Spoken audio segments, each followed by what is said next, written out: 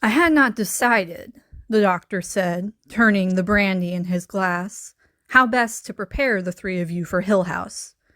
I certainly could not write you about it, and I am most unwilling now to influence your minds with its complete history before you have had the chance to see for yourselves. They were back in the small parlor, warm and almost sleepy. Theodora had abandoned any attempt at a chair, and had put herself down on the hearthrug, cross-legged and drowsy.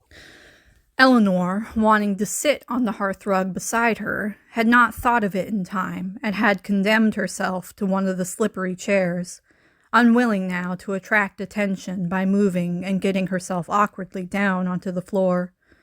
Mrs. Dudley's good dinner and an hour's quiet conversation had evaporated the faint air of unreality and constraint. They had begun to know one another, recognize individual voices and mannerisms, faces and laughter. Eleanor thought, with a little shock of surprise, that she had been in Hill House only 4 or 5 hours, and smiled a little at the fire. She could feel the thin stem of her glass between her fingers, the stiff pressure of the chair against her back, the faint movements of air through the room which were barely perceptible in small stirrings of tassels and beads. Darkness lay in the corners, and the marble Cupid smiled down on them with chubby good humor. "What a time for a ghost story," Theodora said. "If you please." The doctor was stiff. "We are not children trying to frighten one another," he said. "Sorry." Theodora smiled up at him. "I'm just trying to get myself used to all of this." "Let us," said the doctor, "exercise great caution in our language. Preconceived notions of ghosts and apparitions, the disembodied hand in the soup," Luke said helpfully. "My dear boy, if you please. I was trying to explain that our purpose here, since it is of a scientific and exploratory nature, ought not to be affected, perhaps even warped, by half-remembered spooky stories, which belong more properly to a marshmallow roast." Pleased with himself, he looked around to be sure that they were all amused. "As a matter of fact, my researches over the past few years have led me to certain theories regarding psychic phenomena, which I have now, for the first time, an opportunity of testing. Ideally, of course, you ought not to know anything about Hill House. You should be ignorant and receptive. And take notes," Theodora murmured. "Notes! Yes, indeed, notes. However, I realize that it is most impractical to leave you entirely without background information, largely because you are not people accustomed to meeting a situation without preparation." He beamed at them slyly. "You are 3 willful, spoiled children who are prepared to nag me for your bedtime story." Theodora giggled, and the doctor nodded at her happily. He rose and moved to stand by the fire in an unmistakable classroom pose. He seemed to feel the lack of the blackboard behind him, because once or twice he half turned, hand raised, as though looking for chalk to illustrate a point. "Now," he said, "we will take up the history of Hill House." I wish I had a notebook and a pen, Eleanor thought, just to make him feel at home. She glanced at Theodora and Luke, and found both their faces fallen instinctively into a completely rapt classroom look. High earnestness. She thought, "We have moved into another stage of our adventure." "You will recall," the doctor began, "the houses described in Leviticus as leprous, Saras, or Homer's phrase for the underworld, Ido Domos, the house of Hades. I need not remind you, I think, that the concept of certain houses as unclean or forbidden, perhaps sacred, is as old as the mind of man. Certainly there are spots which inevitably attach to themselves an atmosphere of holiness and goodness. It might not then be too fanciful to say that some houses are born bad. Hill House whatever the cause, has been unfit for human habitation for upwards of 20 years. What it was like before then, whether its personality was molded by the people who lived here, or the things they did, or whether it was evil from the start, are all questions I cannot answer. Naturally, I hope that we will all know a good deal more about Hill House before we leave. No one knows, even, why some houses are called haunted. What else could you call Hill House? Luke demanded. Well, disturbed, perhaps. Leprous. Sick. Any of the popular euphemisms for insanity. A deranged house is a pretty conceit. There are popular theories, however, which discount the eerie, the mysterious. There are people who will tell you that the disturbances I am calling psychic are actually the result of subterranean waters, or electric currents, or hallucinations caused by polluted air. Atmospheric pressure, sunspots, earth tremors all have their advocates among the skeptical. People, the doctor said sadly, are always so anxious to get things out into the open where they can put a name to them, even a meaningless name, so long as it has something of a scientific ring. He sighed, relaxing, and gave them a little quizzical smile. A haunted house, he said. Everyone laughs. I found myself telling my colleagues at the university that I was going camping this summer. I told people I was participating in a scientific experiment, Theodora said helpfully, without telling them where or what, of course. Presumably your friends feel less strongly about scientific experiments than mine. Yes, the doctor sighed again. Camping. At my age. And yet that they believed. Well, he straightened up again and fumbled at his side, perhaps for a yardstick. I first heard about Hill House a year ago, from a former tenant. He began by assuring me that he had left Hill House because his family objected to living so far out in the country, and ended by saying that, in his opinion, the house ought to be burned down and the ground sowed with salt. I learned of other people who had rented Hill House, and found that none of them had stayed more than a few days, certainly never the full terms of their leases, giving reasons that ranged from the dampness of the location, not at all true, by the way, the house is very dry, to a pressing need to move elsewhere, for business reasons. That is, every tenant who has left Hill House hastily has made an effort to supply a rational reason for leaving, and yet every one of them has left. I tried, of course, to learn more from these former tenants, and yet in no case could I persuade them to discuss the house. They all seemed most unwilling to give me information, and were, in fact, reluctant to call the details of their several stays.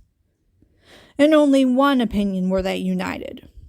Without exception, every person who has spent any length of time in this house urged me to stay as far away from it as possible. Not one of the former tenants could bring himself to admit that Hill House was haunted. But when I visited Hillsdale and looked up the newspaper records— Newspapers? Theodora asked. Was there a scandal? Oh, yes, the doctor said. A perfectly splendid scandal, with a suicide and madness and lawsuits. Then I learned that the local people had no doubts about the house. I heard a dozen different stories, of course. It is really unbelievably difficult to get accurate information about a haunted house. It would astonish you to know what I have gone through to learn only as much as I have. And as a result, I went to Mrs. Sanderson, Luke's aunt, and arranged to rent Hill House. She was most frank about its undesirability. It's harder to burn down a house than you think, Luke said, but agreed to allow me a short lease to carry out my researches, on condition that a member of the family be one of my party. They hope, Luke said solemnly, that I will dissuade you from digging up the lovely old scandals. There.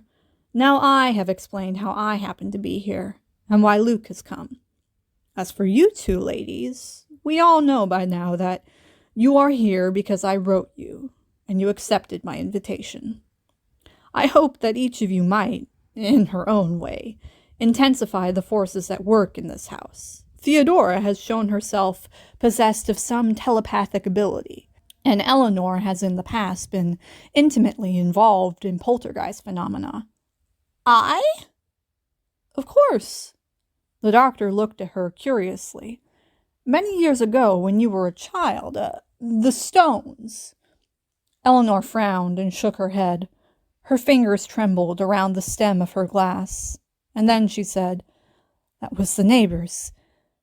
My mother said the neighbors did that. People are always jealous." Perhaps so. The doctor spoke quietly and smiled at Eleanor. "The incident has been forgotten long ago, of course. I only mention it because that is why I wanted you in Hill House." "When I was a child," Theodora said lazily, "many years ago, doctor, as you put it so tactfully, I was whipped for throwing a brick through a greenhouse roof. I remember I thought about it for a long time, remembering the whipping, but remembering also the lovely crash. And after thinking about it very seriously, I went out and did it again." "I don't remember very well," Eleanor said uncertainly to the doctor. "But why?" Theodora asked.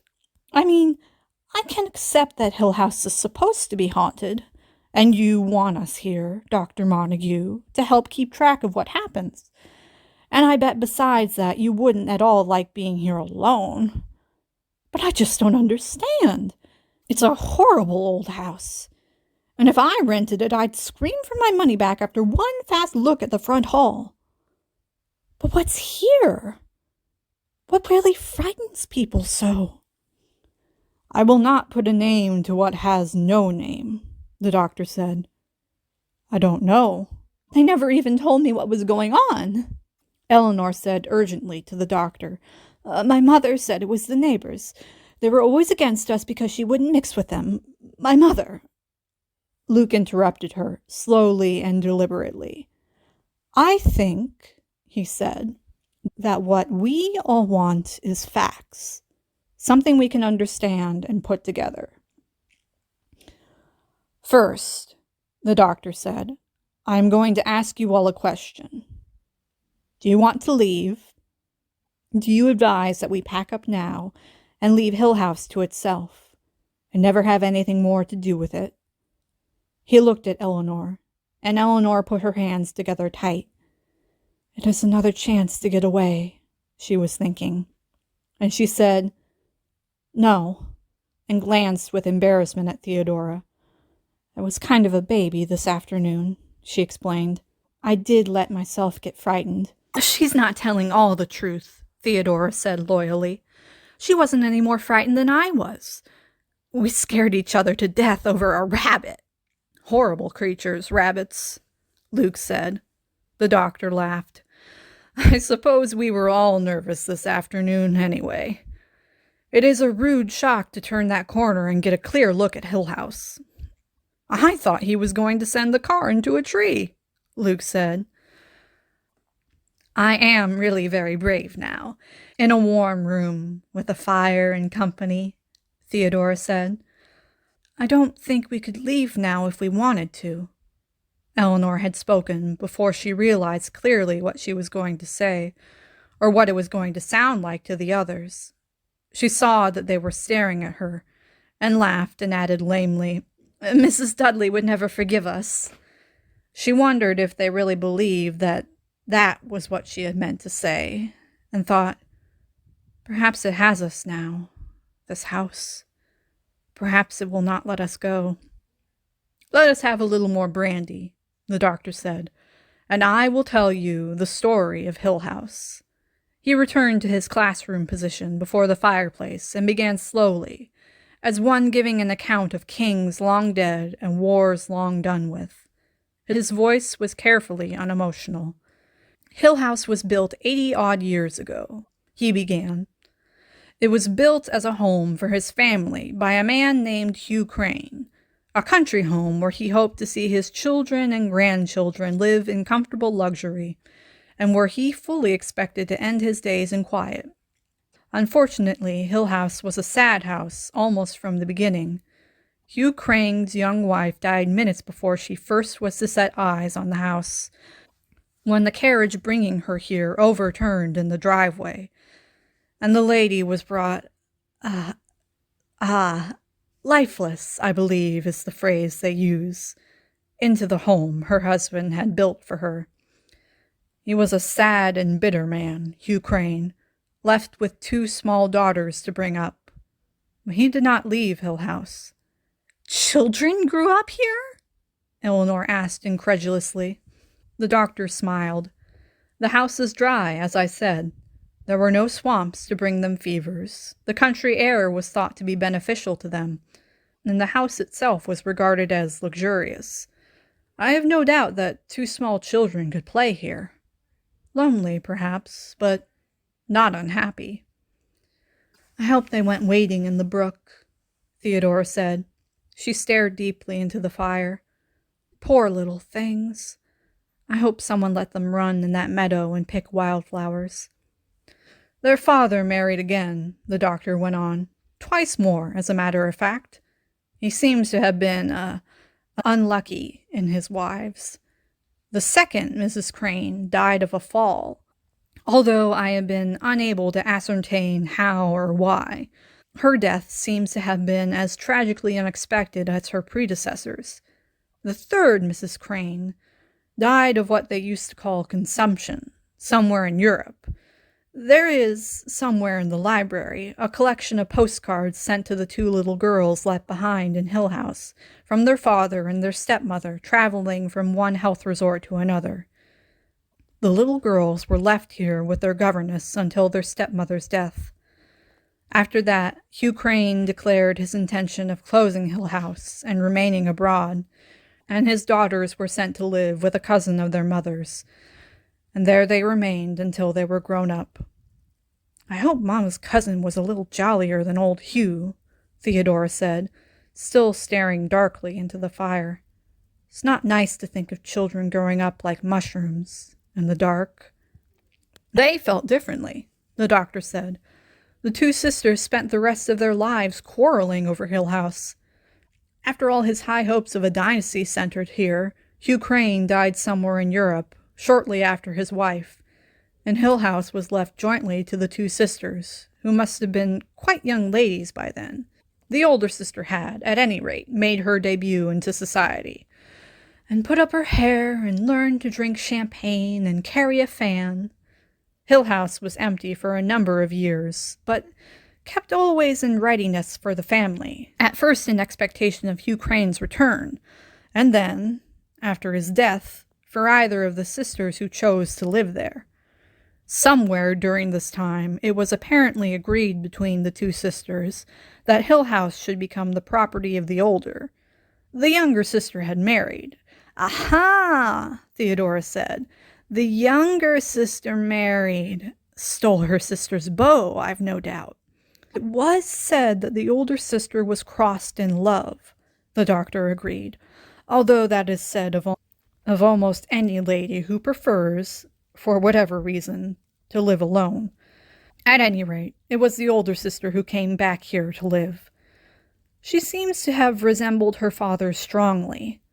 She lived here alone for a number of years, almost in seclusion, although the village of Hillsdale knew her. Incredible as it may sound to you, she genuinely loved Hill House and looked upon it as her family home. She eventually took a girl from the village to live with her, as a kind of companion. So far as I can learn, there seems to have been no strong feelings among the villagers about the house then, since old Miss Crane, as she was inevitably known, hired her servants in the village, and it was thought a fine thing for her to take the village girl as a companion. Old Miss Crane was in constant disagreement with her sister over the house, the younger sister insisting that she had given up her claim on the house in exchange for a number of family heirlooms, some of considerable value, which her sister then refused to give her. There were some jewels, several pieces of antique furniture, and a set of gold-rimmed dishes, which seemed to irritate the younger sister more than anything else. Mrs. Sanderson let me rummage through a box of family papers, and so I have seen some of the letters Miss Crane received from her sister, and in all of them those dishes stand out as a recurrent sore subject. At any rate, the older sister died of pneumonia here in the house, with only the little companion to help her. There were stories later of a doctor called too late, of the old lady lying neglected upstairs while the younger woman dallied in the garden with some village lout. But I suspect that these are only scandalous inventions. I certainly cannot find that anything of the sort was widely believed at the time. And in fact, most of the stories seem to stem directly from the poisonous vengefulness of the younger sister, who never rested in her anger. "I don't like the younger sister," Theodora said. "First she stole her sister's lover, and then she tried to steal her sister's dishes. No, I don't like her. Hill House has an impressive list of tragedies connected with it. But then most old houses have. People have to live and die somewhere, after all. And a house can hardly stand for 80 years without seeing some of its inhabitants die within its walls. After the death of the older sister, there was a lawsuit over the house. The companion insisted that the house was left to her, but the younger sister and her husband maintained most violently that the house belonged legally to them, and claimed that the companion had tricked the older sister into signing away property which she had always intended leaving to her sister. It was an unpleasant business, like all family quarrels, and as in all family quarrels, incredibly harsh and cruel things were said on either side. The companion swore in court, and here, I think, is the first hint of Hill House in its true personality, that the younger sister came into the house at night and stole things. When she was pressed to enlarge upon this accusation, she became very nervous and incoherent, and finally, forced to give some evidence for her charge, said that a silver service was missing, and a valuable set of enamels, in addition to the famous set of gold-rimmed dishes, which would actually be a very difficult thing to steal when you think about it. For her part, the younger sister went so far as to mention murder and demand an investigation into the death of old Miss Crane, bringing up the first hint of the stories of neglect and mismanagement. I cannot discover that these suggestions were ever taken seriously. There is no record whatever of any but the most formal notice of the older sister's death, and certainly the villagers would have been the first to wonder if there had been any oddness about the death. The companion won her case at last, and could, in my opinion, have won a case for slander besides. The house became legally hers, although the younger sister never gave up trying to get it. She kept after the unfortunate companion with letters and threats, made the wildest accusations against her everywhere. And in the local police records, there is listed at least one occasion when the companion was forced to apply for police protection to prevent her enemy from attacking her with a broom. The companion went in terror, seemingly, her house burgled at night. She never stopped insisting that they came and stole things. I read one pathetic letter in which she complained that she had not spent a peaceful night in the house since the death of her benefactor. Oddly enough, sympathy around the village was almost entirely with the younger sister, perhaps because the companion, once a village girl, was now lady of the manor. The villagers believed, and still believe, I think, that the younger sister was defrauded of her inheritance by a scheming young woman. They did not believe that she would murder her friend, you see, but they were delighted to believe that she was dishonest. Certainly because they were capable of dishonesty themselves when opportunity arose. Well, gossip is always a bad enemy. When the poor creature killed herself. Killed herself? Eleanor, shocked into speech, half rose.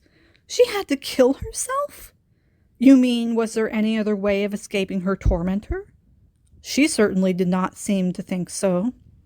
It was accepted locally that she had chosen suicide because her guilty conscience drove her to it. I am more inclined to believe that she was one of those tenacious, unclever young women who can hold on desperately to what they believe is their own, but cannot withstand, mentally, a constant nagging persecution. She had certainly no weapons to fight back against the younger sister's campaign of hatred. Her own friends in the village had been turned against her, and she seems to have been maddened by the conviction that the locks and bolts could not keep out an enemy who stole into her house at night. She should have gone away, Eleanor said, left the house and run as far as she could. In effect, she did. I really think the poor girl was hated to death. She hanged herself, by the way. Gossip says she hanged herself from the turret on the tower, but when you have a house like Hill House with a tower and a turret, gossip would hardly allow you to hang yourself anywhere else. After her death, the house passed legally into the hands of the Sanderson family, who were cousins of hers and in no way as vulnerable to the persecutions of the younger sister, who must have been a little demented herself by that time. I heard from Mrs. Sanderson that when the family, it would have been her husband's parents, first came to see the house, the younger sister showed up to abuse them, standing on the road to howl at them as they went by, and found herself packed right off to the local police station. And that seems to be the end of the younger sister's part in the story. From the day the first Sanderson sent her packing to the brief notice of her death a few years later, she seems to have spent her time brooding silently over her wrongs, but far away from the Sandersons. Oddly enough, in all her ranting, she insisted always on one point. She had not, would not come into this house at night, to steal or for any other reason. Was anything ever really stolen? Luke asked. As I told you, the companion was finally pressed into saying that one or two things seemed to be missing, but could not say for sure.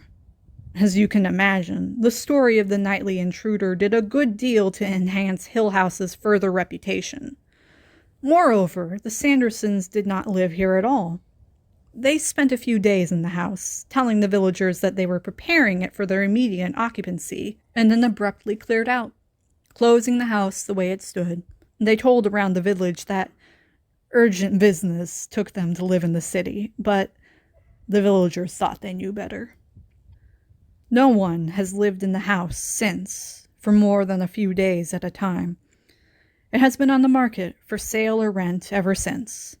Well, that is a long story. I need more brandy. Those two poor little girls, Eleanor said, looking into the fire. I can't forget them. Walking through these dark rooms, trying to play dolls, maybe, in here or those bedrooms upstairs. And so the old house has just been sitting here. Luke put out a tentative finger and touched the marble cupid, gingerly.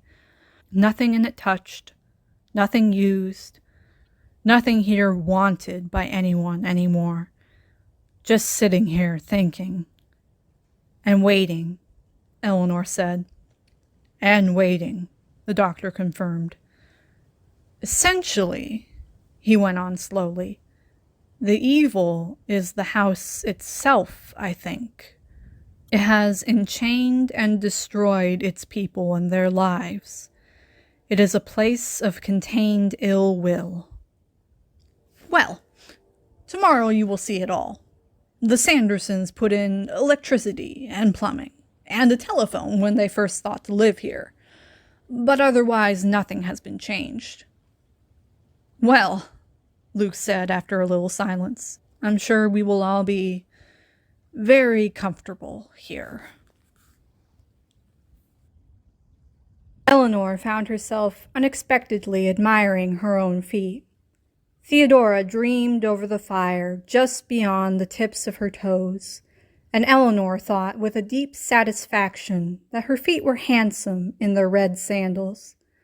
What a complete and separate thing I am, she thought, going from my red toes to the top of my head, individually an I, possessed of attributes belonging only to me. I have red shoes, she thought. That goes with being Eleanor. I dislike lobster, and sleep on my left side, and crack my knuckles when I am nervous, and save buttons. I am holding a brandy glass, which is mine, because I am here and I am using it, and I have a place in this room. I have red shoes, and tomorrow I will wake up and I will still be here. I have red shoes, she said very softly, and Theodora turned and smiled up at her. I had intended, the doctor looked around at them with bright, anxious optimism. I had intended to ask if you all played bridge. Of course, Eleanor said. I play bridge, she thought. I used to have a cat named Dancer. I can swim. I'm afraid not, Theodora said, and the other three turned and regarded her with frank dismay. Not at all? The doctor asked. I've been playing bridge twice a week for 11 years, Eleanor said, with my mother and her lawyer and his wife. I am sure you must play as well as that. Maybe you could teach me? Theodora asked. I'm quick at learning games. Oh dear, the doctor said, and Eleanor and Luke laughed. We'll do something else instead, Eleanor said. I can play bridge, she thought. I like apple pie with sour cream, and I drove here by myself. Backgammon, the doctor said with bitterness. I play a fair game of chess, Luke said to the doctor, who cheered at once. Theodora set her mouth stubbornly. I didn't suppose we came here to play games, she said. Relaxation, the doctor said vaguely, and Theodora turned with a sullen shrug and stared again into the fire. I'll get the chessmen if you'll tell me where, Luke said, and the doctor smiled. Better let me go, he said. I've studied a floor plan of the house, remember? If we let you go off wandering by yourself, we'd very likely never find you again. As the door closed behind him, Luke gave Theodora a quick, curious glance, and then came over to stand by Eleanor. You're not nervous, are you? Did that story frighten you? Eleanor shook her head empathetically, and Luke said, You looked pale. I probably ought to be in bed, Eleanor said. I'm not used to driving as far as I did today. Brandy, Luke said. It will make you sleep better. You too, he said to the back of Theodora's head. Thank you, Theodora said coldly, not turning. I rarely have trouble sleeping. Luke grinned knowingly at Eleanor, and then turned as the doctor opened the door. My wild imagination, the doctor said, setting down the chess set. What a house this is. Did something happen? Eleanor asked. The doctor shook his head. We probably ought to agree now not to wander around the house alone, he said. What happened? Eleanor asked. My own imagination, the doctor said firmly. This table all right, Luke? It's a lovely old chess set, Luke said. I wonder how the younger sister happened to overlook it. I can tell you one thing, the doctor said. If it was the younger sister sneaking around this house at night, she had nerves of iron. It watches, he added suddenly. The house. It watches every move you make. And then, my own imagination, of course. In the light of the fire, Theodora's face was stiff and sulky. She likes attention, Eleanor thought wisely, and, without thinking, moved and sat on the floor beside Theodora. Behind her, she could hear the gentle sound of chessmen being sat down on a board and the comfortable small movements of Luke and the doctor taking each other's measure. And in the fire there were points of flame and little stirrings. She waited a minute for Theodora to speak, and then said agreeably, "Still hard to believe you're really here. I had no idea it would be so dull," Theodora said. "We'll find plenty to do in the morning," Eleanor said. "At home there would be people around, and lots of talking and laughing, and lights and excitement. I suppose I don't need such things," Eleanor said, almost apologetically. "There never was much excitement for me. I had to stay with Mother, of course. And when she was asleep, I kind of got used to playing solitaire or listening to the radio. I never could bear to read in the evenings because I had to read aloud to her for 2 hours every afternoon. Love stories." And she smiled a little, looking into the fire. "But that's not all," she thought, astonished at herself. "That doesn't tell what it was like. Even if I wanted to tell, why am I talking? I'm terrible, aren't I?" Theodora moved quickly and put her hand over Eleanor's. "I sit here and grouch because there's nothing to amuse me. I'm very selfish. Tell me how horrible I am." And in the firelight, her eyes shone with delight. "You're horrible," Eleanor said obediently. Theodora's hand on her own embarrassed her. She disliked being touched, and yet a small physical gesture seemed to be Theodora's chosen way of expressing contrition, or pleasure, or sympathy. "I wonder if my fingernails are clean," Eleanor thought, and slid her hand away gently. "I am horrible," Theodora said, good-humored again. "I'm horrible and beastly, and no one can stand me. There. Now, tell me about yourself." "I'm horrible and beastly, and no one can stand me." Theodora laughed. "Don't make fun of me. You're sweet and pleasant, and everyone likes you very much. Luke has fallen madly in love with you, and I am jealous. Now, I want to know more about you. Did you really take care of your mother for many years?" "Yes," Eleanor said. Her fingernails were dirty, and her hands were badly shaped, and people made jokes about love because sometimes it was funny. 11 years, until she died 3 months ago." "Were you sorry when she died?" "Should I say how sorry I am?" "No." "She wasn't very happy." "And neither were you?" "And neither was I." "But what about now? What did you do afterward, when you were free at last?" "I sold the house," Eleanor said. "My sister and I each took whatever we wanted from it, small things. There was really nothing much except little things my mother had saved. My father's watch and some old jewelry. Not at all like the sisters of Hill House." "And you sold everything else?" "Everything. Just as soon as I could. And then, of course, you started a gay, mad fling that brought you inevitably to Hill House." "Not exactly," Eleanor laughed.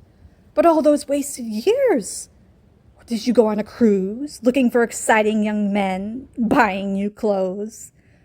"Unfortunately," Eleanor said dryly, "there was not at all that much money.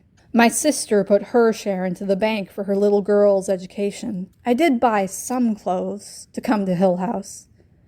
People like answering questions about themselves, she thought. What an odd pleasure it is.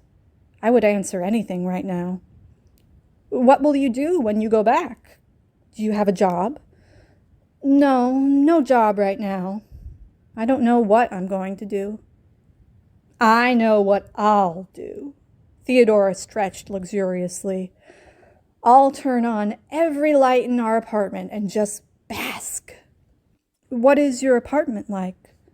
Theodora shrugged. "Nice," she said. "We found an old place and fixed it up ourselves. One big room and a couple of small bedrooms. Nice kitchen.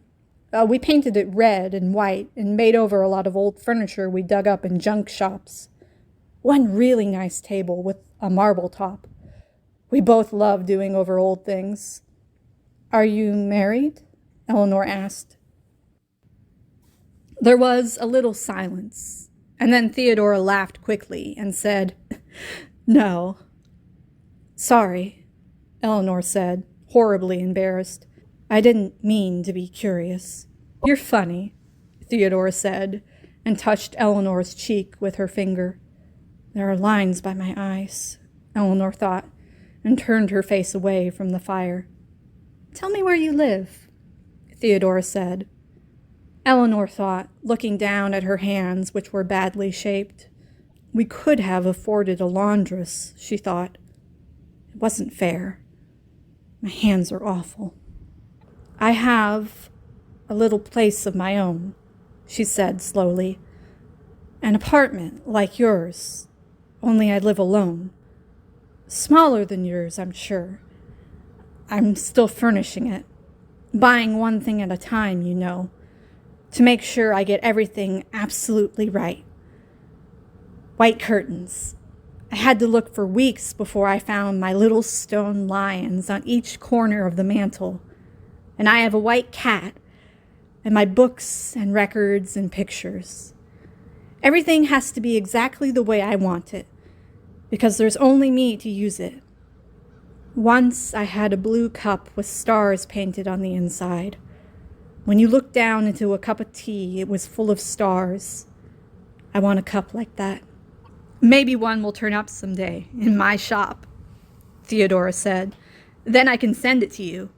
Someday you'll get a little package saying, "To Eleanor with love from her friend Theodora," and it will be a blue cup full of stars. I would have stolen those gold-rimmed dishes, Eleanor said, laughing. Mate, Luke said, and the doctor said, Oh dear, oh dear. Blind luck, Luke said cheerfully. Have you ladies fallen asleep there by the fire? Just about, Theodora said. Luke came across the room and held out a hand to each of them to help them up, and Eleanor, moving awkwardly, almost fell. Theodora rose in a quick motion and stretched and yawned. Ooh, Theo is sleepy, she said. I'll have to lead you upstairs, the doctor said. Tomorrow we must really start to learn our way around. Luke, will you screen the fire? Had we better make sure that the doors are locked? Luke asked. I imagine that Mrs. Dudley locked the back door when she left, but what about the others? I hardly think we'll catch anyone breaking in, Theodora said. Anyway, the little companion used to lock her doors. What good did it do her? Suppose we want to break out, Eleanor asked. The doctor glanced quickly at Eleanor and then away. I see no need for locking doors, he said quietly. There's certainly not much danger of burglars coming from the village, Luke said. In any case, the doctor said, I will not sleep for an hour or so yet. At my age, an hour's reading before bedtime is essential, and I wisely brought Pamela with me. If any of you has trouble sleeping, I will read aloud to you. I never yet knew anyone who could not fall asleep with Richardson being read aloud to him. Talking quietly, he led them down the narrow hallway and through the great front hall to the stairs. I have often planned to try it on very small children, he went on. Eleanor followed Theodora up the stairs. She had not realized until now how worn she was, and each step was an effort. She reminded herself naggingly that she was in Hill House, but even the blue room meant only, right now, the bed with the blue coverlet and the blue quilt. On the other hand, the doctor continued behind her, a Fielding novel comparable in length, although hardly in subject matter, would never do for very young children. I even have doubts about Sterne. Theodora went to the door of the green room and turned and smiled. If you feel the least bit nervous, she said to Eleanor, Run right into my room." "I will," Eleanor said earnestly. "Thank you. Good night." "And certainly not Smollett. Ladies, Luke and I are here on the other side of the stairway. What color are your rooms?" Eleanor asked, unable to resist. "Yellow," the doctor said, surprised. "Pink," Luke said with a dainty gesture of distaste. "We're blue and green down here," Theodora said. "I will be awake reading," the doctor said. "I will leave my door ajar, so I will certainly hear any sound. Good night. Sleep well." "Good night." "Good night," Luke said. "Good night, all." As she closed the door of the blue room behind her, Eleanor thought wearily that it might be the darkness and oppression of Hill House that tired her so, and then it no longer mattered. The blue bed was unbelievably soft. Odd, she thought sleepily, that the house should be so dreadful, and yet in many respects so physically comfortable. The soft bed, the pleasant lawn, the good fire, the cooking of Mrs. Dudley. The company, too, she thought, and then thought, now I can think about them. I am all alone. Why is Luke here? But why am I here? Journey's end and lover's meeting. They all saw that I was afraid. She shivered and sat up in bed to reach for the quilt at the foot. Then, half amused and half cold, she slipped out of the bed and went, barefoot and silent, across the room to turn the key in the lock of the door. They won't know I locked it, she thought, and went hastily back to bed.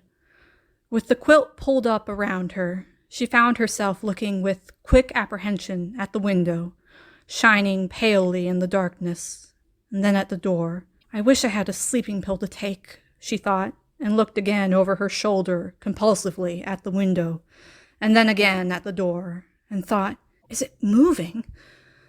But I locked it. Is it moving? I think, she decided concretely, that I would like this better if I had the blankets over my head. Hidden deep in the bed under the blankets, she giggled and was glad none of the others could hear her. In the city, she never slept with her head under the covers. I have come all this way today, she thought. Then she slept, secure. In the next room, Theodora slept, smiling, with her light on. Farther down the hall, the doctor, reading Pamela, lifted his head occasionally to listen, and once went to his door and stood for a minute, looking down the hall, before going back to his book. A nightlight shone at the top of the stairs over the pool of blackness which was the hall. Luke slept. On his bedside table, a flashlight and the lucky piece he always carried with him. Around them, the house brooded, settling and stirring with a movement that was almost like a shudder. 6 miles away, Mrs. Dudley awakened, looked at her clock, and thought of Hill House, and shut her eyes quickly. Mrs. Gloria Sanderson, who owned Hill House and lived 300 miles away from it, closed her detective story, yawned, and reached up to turn off her light, wondering briefly if she had remembered to put the chain on the front door. Theodora's friend slept. So did the doctor's wife and Eleanor's sister. Far away, in the trees over Hill House, an owl cried out, and toward morning, a thin, fine rain began, misty and dull.